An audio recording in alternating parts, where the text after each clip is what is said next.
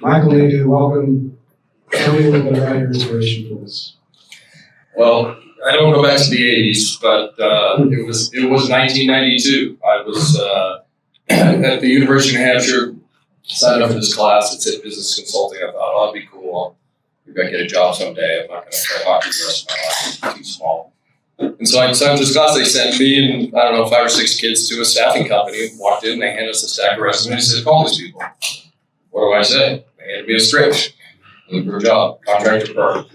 And it was just interesting. I remember asking the lady, I grew up in a pretty small part of the world, and I remember asking her, I didn't know much better. I was 19 years old. I said, how much money do you make? She's like, I made $65,000 last year. I'm like, doing this? Reading resumes, and I was kind of blown away by it. But anyway, I started working there every day after school. I just went down there and reading resumes because the IT was booming. Everyone was trying to hire people left and right. And so I got out of college. I moved down to Boston, went to work for one of their companies, and that was one of their competitors. And it was fun. Back then, we were just slinging resumes around, and people were just hiring left and right. And it was kind of a wild time. So in 1998, I got an offer to move to Texas. Didn't know anything about Dallas. I knew it was hot. I knew the Cowboys were here. But why not? If I'm ever going to leave New England, why not now? I was a young guy. So I came down here during the tech boom. We were up in doing business with MCI WorldCom. We were building software.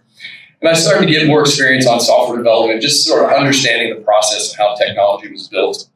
And I had this little transition, which is an interesting story. In 2002, I ended up going to work for a PEO. I thought, hey, I've got an HR background. I've got an outsourcing background. This makes a lot of sense to me. So I started working with small business owners, mid-sized business owners, generally that would want PEO type services here in Dallas. And none of them really cared about our PEO services. They only cared about healthcare. How much are healthcare rates? Where's your healthcare at? Because back then, healthcare was beginning to start to climb. And the climb, what the data said was by 2010, it was going to really start hurting companies. 3,000 per employee per year going to 10,000. And so I started asking, business owners, like, hey, what do you do to keep your people healthy? Like, you don't have health insurance, you have sickness insurance. Just healthy people don't use that. How do you keep people healthy? And there was really no tools out there to monitor our employees' health. There was really no tech out there. There was a lot of lifestyle stuff. This was obviously pre-iPhone before the world started. And so I said, hey, I'm gonna go tackle this problem. I didn't really know what I was doing. I was a young guy. I said, we're gonna build some software that's gonna help an organization take control of their employees' health. So 3-4 years later, it started to work. And we started selling deals. And I remember in 2006, I signed a 6-figure contract with a company. It's like, wow, to get a company, to get HR to commit $100,000 on wellness, I'm telling you, that was maybe the best sales job I ever did, to actually get it that far up the food chain. And in 2007, we signed like $3 million worth of contracts with companies. And I said, Craig told me I couldn't swear. I was like, oh shit, this is real. And we proceeded to grow to 80-something million over 4 or 5 year period. It's kind of a blur because I was at the airport every day. But so I've been in the HR tech space for a long time, just in a different realm. And then all of a sudden, 2017 rolls around and I'm sitting in an office and someone's reading resumes. And I literally said, we still do that? Like somebody hasn't digitized this process? And it reminded me of 2003, where I started looking at the solutions that were out there. I started studying the ATS market. I started studying the job boards. I started studying the tech stacks that were out there. And quite honestly, I really wasn't impressed with any of them. But none of them were really solving the problem. So just as we did in the past, I took all the competitive analysis and put it away and said, what is the problem? And how do we solve it? What are the core things that we need to build to make sure that we create a better candidate experience? So hiring sucks. It sucks for people. It sucks for hiring managers. It's an inefficient process. Who cares what everyone else is doing? Let's go build a better process. That's what we did. We just put our heads down, didn't tell anybody what we were doing, didn't talk to recruiters. I've known Lynn for years. I think I told her 3 years later, like, hey, come take a look at this. Look what we built. And we decided to just start from the beginning. Step 1 is I need to hire someone, and step 10 is they're hired. I felt we could digitize 95% of that process while humanizing it. Listen, AI has been around for a long time. We just now finally have a word for it. They're called large language learning modules. We've been building them forever. And now it's become a household name. It's a disruptor. But we don't use technology to make decisions that human beings need to do. We use technology to gather data that allows a hiring manager to make decisions faster. And the hardest thing, so I'm an acronym dork, so my old company was AIM, assess the population, interact with them, and measure. And really what made us so valuable is we pulled in raw claim feeds so we could really see what was happening. But when I said, what does it take to have a great hire? Like have the right experience, have the right profile. If you're into that, I want a profile to work. I want to make sure all the personality stuff lines up. They have to be interested. And there's got to be chemistry present because chemistry drives culture. There's no way to analyze chemistry. And it takes hours to go through this interview process only to know in 20 seconds this is not a fit. And not just from the employer perspective, from the candidate perspective. The applicant doesn't have a really good feeling. I've heard a lot of people talk today about creating a good, tell about who you are. We have a client, when you apply to a job, on the careers page, it says, if you're looking for a job, we're probably not the place for you. If you're looking to join a family, this is your place. And he's talking in his tone, in his culture, and setting the stage right at the expression of interest. 2 years ago when we launched and we were going through Cnect, the I changed for me. And the I was this incredible, I couldn't believe the data that I was looking at. I couldn't believe that 42 to 60% of all applicants are unresponsive. Like, why did you apply? Like, you applied for a job with me. I just called you. You don't call me back. And then when there was one board, Indeed, it was like 80%. Actually, I called them. And they self-report 80% of their data is unresponsive. Why do I want that? I got a friend who owns an auto dealership down in Houston. He said, Michael, I've got 125 applicants in my, inbox. I've spent 3 days going through them. I'm only halfway through them. I said, yeah, well, what if the guy that could be the absolute fit for your organization is sitting at 124? What do you do? I said, what if I could take all 125 people and communicate with every single one of them in your tone, in your brand, in your voice, capture all the data? Guess what happens? Half the people don't respond. Half the people aren't really qualified, right? And it just filters its way down. And I can present to you the future of hiring, which I believe is in digital profiles. I think the resumes are gone. 3 to 5 years, no one's going to have them. The whole world's going to have a digital profile. And so what's a digital profile? Well, we just take the resume, put it online, right? We build a digital profile, but we needed to give people a place to tell their story. Because we all have a story. There's 2 trends that are never going anywhere. Asynchronous communication and short form video. I've got a 15-year-old daughter, a 13-year-old daughter, a 13-year-old kid, and an 11-year-old kid. The only way I get a hold of the 13-year-old is if I send her a snap, which I still don't know how to do. She won't respond to a text message for like 4 days. I'm like, you realize I'm your father, right? Like, get back to me. This is the way people communicate. And the video adoption was incredible. I couldn't believe, like, our kid's just going to do this. Is it going to be a 20-year-old thing, a 30-year-old thing? I got 70-year-old people putting videos in. They love it.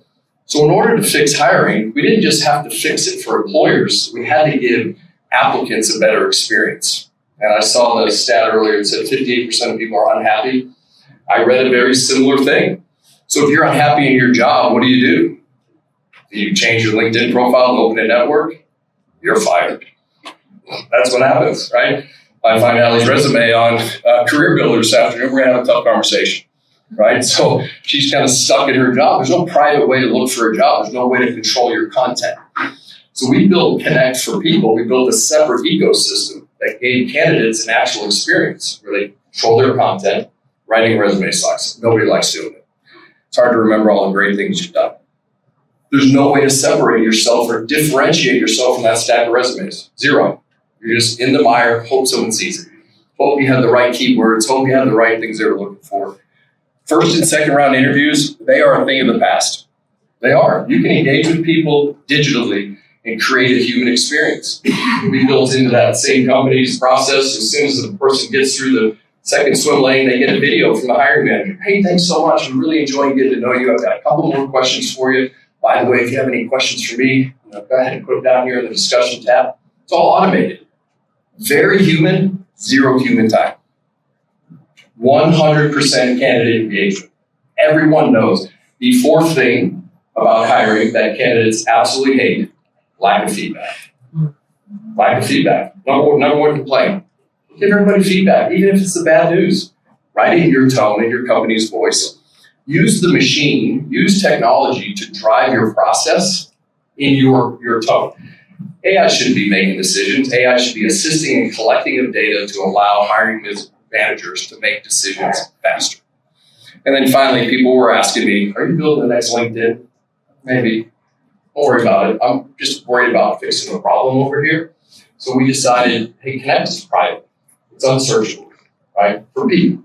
So they control their content and their story. Cnect has made great inroads in the college community. We've already been accepted by some 40-something colleges that want their students are building Cnect profiles, because we are hiring people, not paperwork, right? We're looking for the right fit in our organization. And so the employer side of Cnect is up here on the screen. And quite simply, yes, we have AI sprinkled all through this thing to assist in the process. And the one thing you'll see, there's some ATS type technology. We're set to build another ATS. We sit on top of a lot of ATSs. We're really an applicant engagement system. That's what it is. It's designed to engage 100% of the applicants when they come in. Every single applicant that comes in gets met with.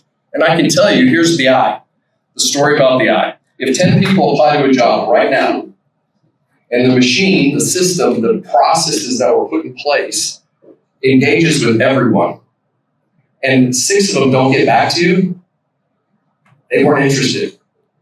Worst thing that ever happened to hiring: one click apply. Just clogs the drain, that's all it does, right? One click apply, they're not even interested. Let the machine filter them out. I have our parameters set up inside our system that the system will engage with the applicant 4 or 5 times. After 7 business days, it says, hey, thanks so much for applying last Wednesday. We still haven't heard from you. If we don't hear from you by tomorrow, we're going to remove you from consideration from this job. Next day, remove from consideration for the job. Thanks so much for applying. Really appreciate it. Keep us in mind for future opportunities. Now we're building an appropriate candidate pool because we've treated them good. Garbage in, garbage out, someone said earlier. That's exactly it with CRMs. Garbage in, garbage out. If you get thousands, hundreds, you get 10 applicants and you do not treat everyone with respect, the respect meaning the feedback, you're not going to be able to re-engage with that data. So the 4th largest job distribution company in the United States, their CEO told me, he said, I have companies spending thousands, tens of thousands, hundreds of thousands of dollars every month buying data, filling their jobs. They go out the next month and buy the exact same data, fill their job. They have no ability to build a candidate pool. And so we built all kinds of tech in here, but the plan around the technology was to engage with people at the expression of interest. We can automate the entire hiring process. Matter of fact, there's someone in here who applied for a job, and when I walked into the office that morning and I saw her profile and her video, I recorded a video back. By the way, I was wearing gym shorts, which I normally do, and a t-shirt. I think I had a hat on. It was early in the morning, and that's okay, because that's the culture of our company. I whooped most of their ass at ping pong yesterday, except him. But Allie and I went 4-0 in our doubles tournament. That's the culture of our company. It's okay for me to get back to a candidate and send them a quick video. Hey, thanks so much for your application. It's really cool to get to know you. I've got some more questions for you, but I just wanted to say hi. This morning I was in the gym, 6:45. Not bragging, but I was there. I got an alert from the app on my phone that a candidate had moved over to final stage. So I only get alerted when someone has completed the process. So I have enough data to make a decision. You're not going to believe this stat, but write it down. We have a 95% final interview to offer accepted ratio. People come in, they say, this is weird. I feel like you already know me. I do. That's why you're here. And they actually already know us as well, because we've exchanged data with them. We've exchanged information with them. We've actually used the systems that we put in place to humanize the process, to engage with people, to tell our story. And listen, we're dealing with the harsh realities that 40 to 60% of applicants are unresponsive. I think job boards are dead. I had one of our clients needed a receptionist, posted the job, 268 applicants in 2 days, 0 cost spent, posted on TikTok. It's where it's coming. I mean, it's the future. The phone knows everything about you. When we get data, for a lot of companies, it's not about that. It's about engaging with them. How do we make our talent teams, our recruiting teams more effective? Right? Well, give them tools to do this. Create automation inside of jobs. Create workflows in your tone. I was telling our development, our CTO, it's the kind of cool thing about owning a tech company is I can go in and draw it on the board and we can make it happen. We're not some big, massive company with, it takes a lot to get changed on. I said, hey, under company settings, could we add our mission, vision, and values? And could we add all the blog posts that we've put out? And then can we write our job descriptions based on the culture of the company in that tone and voice and cadence? Learning modules, ours is closed, is learning about your company, is learning about the types of questions. The other thing that was really important to me is I felt people didn't know how to hire. Most people don't. They're tenure-based managers that really don't understand how to hire. I heard the joke, oh, where'd you go to college? They're not sitting down. Can you do the job? Do you want to work here? And so we can put structured hiring into the process, meaning just follow these flows, and we can give hiring managers more data to make better decisions quicker. These are people that, so the I for me was, instead of interested, how do I make them a qualified, invested applicant? How do I get them to become invested? Well, it's easy. Interact with them immediately and get them to take some initiative. Because if they don't want to take initiative, they're probably not going to work. One of the executives in our company said, hey, I've got this person that I think would be great. I said, cool. He goes, can I send you a resume? I said, no, I don't take resumes, but thanks. Maybe we could go over our literature again. Have her apply to our job. She went through the process. 4 days went by. I wrote her name down on a piece of paper, and I went, she's not coming to work here. I put it in an envelope, licked it shut, and put it on my desk and wrote the date and time on it. He came into my office 30 days later and said, yeah, she's going to stay at her current job. And I handed him the envelope that was dated. Like, I already knew that. I could tell by the response time that she wasn't really interested. She was just token applying. She was kind of it's just what the book says. The book says, based on her response time, that she's probably not someone I should be wasting my time with. Therefore, I didn't, right? Because I knew it already. I was trying to prove a point. Applicants that want to come work for your organization, they want to work there. Well, let's figure out who they are. Let's spend our time with those people. Because hiring doesn't have to take days, weeks, and months. Good people are not on the market for long. You better engage with them immediately and tell your story and differentiate yourself as an employer. Because good people, look, are hard to find. I think privacy is going to be a massive trend in the next 2 to 3 years. I think more people are going to remove their data. You know, the number one spam hack we get, where the data leak comes from, every time someone starts in our company, I start getting emails from me. Hey, can you go to the store and buy gift cards? Someone will very like, Michael just told me to go buy gift cards at the store. No, please look at the email address. It's not him. Where do you think that hack's coming from? It's not Microsoft. It's not our HRIS. It's LinkedIn. People aren't going to want to put their private information out in the world. It's going to be harder to find talent. So, listen, we built Cnect. I was fortunate. I had a really nice HR tech career, mini career. I thought that was my story, but I like building technology. I like building things that make our lives better. And when I didn't really care what the ATSs were doing. And I'll tell you this, 4.5 years ago, some people in my world all said, well, what would stop these guys from doing that? You're going to get squashed. What would stop this company from doing that? They're going to just shut you down. It's been 5 years, guys. What are they doing? Nothing. Laying people off. It's really hard to innovate when you're laying people off. I can promise you that. And so it's companies like ours that have the courage to go disrupt a process.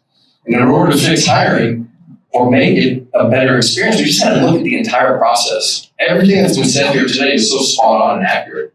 Right? Talk about your company, engage with candidates, build a great culture, tell your story. Meet with every applicant. Do all these. It's all important. But how frustrating is it to go in and out of all of these systems to do all this work? So I didn't really care what everybody else was doing. I just said I'm just going to build something different. So we built Cnect as a solution. It's working great. I'll give you a small example. I'm an SMB guy. I love small and mid-sized companies. I think that's what America is made up of. I think there are 17 million small businesses in the United States, and it's super cool that HireView's got a badass video platform, but most companies can't afford it, right? And it's another, and by the way, it doesn't create a great applicant experience because they're kind of in and out of it. So we installed this at a restaurant group. Interesting group because they had 8 locations, but 6 different brands. So they needed 6 different career pages, and we can install that in about 3 minutes. That's how long it takes us to provision a system. That's if you go slow, sip your coffee while you're doing it. They had a 90% no-show rate for first interviews. Why? Because they call a resume and come on in, right? The first month we were on site, they're just using the technology and the process. They had 32 of 34 people show up for a final interview. They made 28 offers and hired 24 people. 4 of the people they brought in would have never have gotten through the ATS. One was a bartender job. The girl made a drink and showed off her personality, because we hire people.